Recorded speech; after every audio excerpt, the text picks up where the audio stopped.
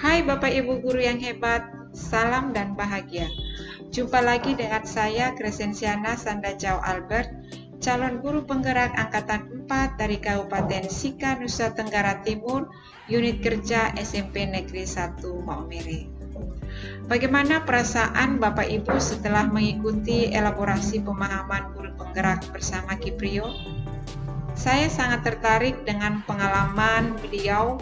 Walaupun dengan usia yang sudah tidak muda lagi, dengan senang hati, dengan legowo, menemani sang cucu bermain, mengikuti semua kemauan sang cucu. Yang dapat saya ambil makna dari pengalaman Kiprio adalah Kiprio memberikan kebebasan dan kemerdekaan kepada anak atau kepada sang cucu untuk memenuhi kodrat sang cucu tanpa memikirkan usia, rasa lelah, bahkan mungkin kesehatan dari Kiprio yang sudah tidak fit lagi, sudah tidak seperti pada saat beliau masih muda. Pasti di antara kita memiliki pemikiran dan pemahaman yang berbeda-beda setelah mengikuti elaborasi kemarin. Namun, saya yakin kita sudah melakukan perubahan dalam berpikir dan bertindak di dalam menerapkan pendidikan sesuai dengan pemikiran Ki Hajar Dewantara. Baik Bapak Ibu, kali ini saya akan menyimpulkan dan merefleksikan menurut pemahaman saya mengenai pemikiran pendidikan Ki Hajar Dewantara.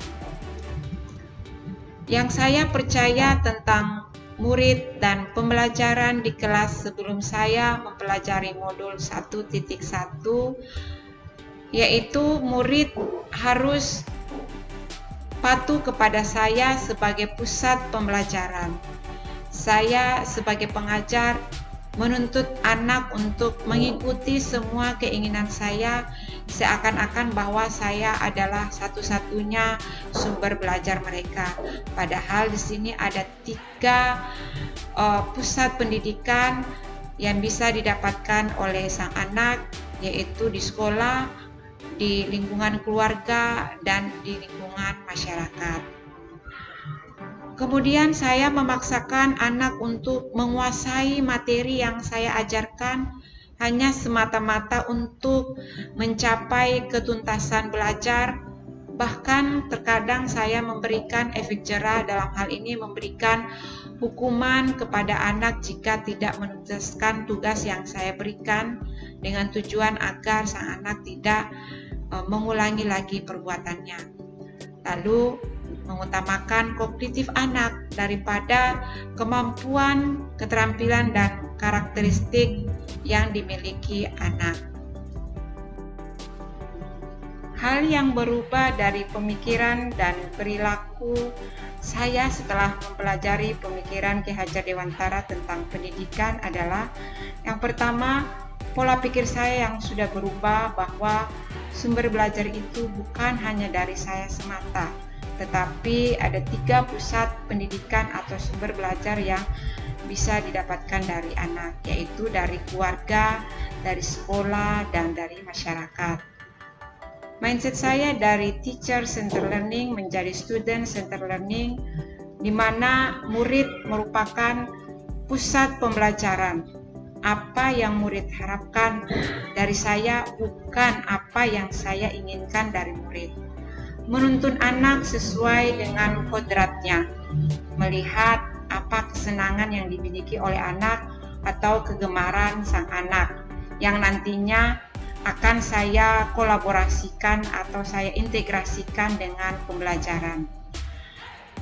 Kemudian tidak lagi memfokuskan pada penilaian kognitif anak, tetapi melihat apa karakteristik yang dimiliki oleh anak dan kemampuan keterampilan sang anak, serta lebih memerdekakan anak dalam belajar, membuat anak merasa bahagia dalam melakukan pembelajaran. Yang harus segera saya terapkan agar kelas saya mencerminkan pemikiran Ki Hajar Dewantara adalah, pertama, mendesain kerangka pembelajaran sesuai dengan pemikiran Ki Hajar Dewantara. lalu membuat komitmen atau kesepakatan di kelas dengan murid sehingga menumbuhkan rasa tanggung jawab murid dalam mematuhi komitmen yang sama-sama dibuat oleh murid dan saya sendiri. Kemudian menciptakan pembelajaran yang menyenangkan.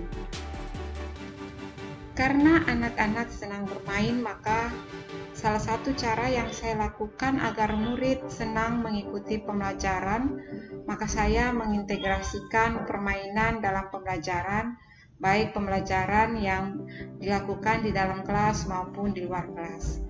Menerapkan student-centered learning lebih menghamba kepada murid, serta mendidik dan mengajar anak dimanapun, kapanpun, dan siapapun, dan menganggap bahwa murid adalah anak kandung dan memposisikan diri saya sebagai orang tua murid. Pendidikan yang diterapkan Ki Hajar Dewantara tentunya sudah sesuai dengan pendidikan abad 21, yaitu di mana peserta didik diberikan kebebasan dalam berpikir secara kritis, berkolaborasi atau bekerja sama, bergotong royong, berkelompok dalam menyelesaikan suatu masalah. Dan di dalam kelompok itu mereka diberikan kebebasan untuk memberikan pendapat yang kreatif, dan dalam kelompok itu juga peserta didik diberikan kebebasan dalam menyampaikan atau memberikan pendapat-pendapat yang kreatif serta berkomunikasi dengan baik antar anggota kelompok, dan lebih utama bahwa mereka bisa saling menghargai pendapat mereka masing-masing. Baik Bapak Ibu, itulah kesimpulan dan refleksi menurut pemahaman saya mengenai pemikiran Ki Hajar Dewantara tentang pendidikan.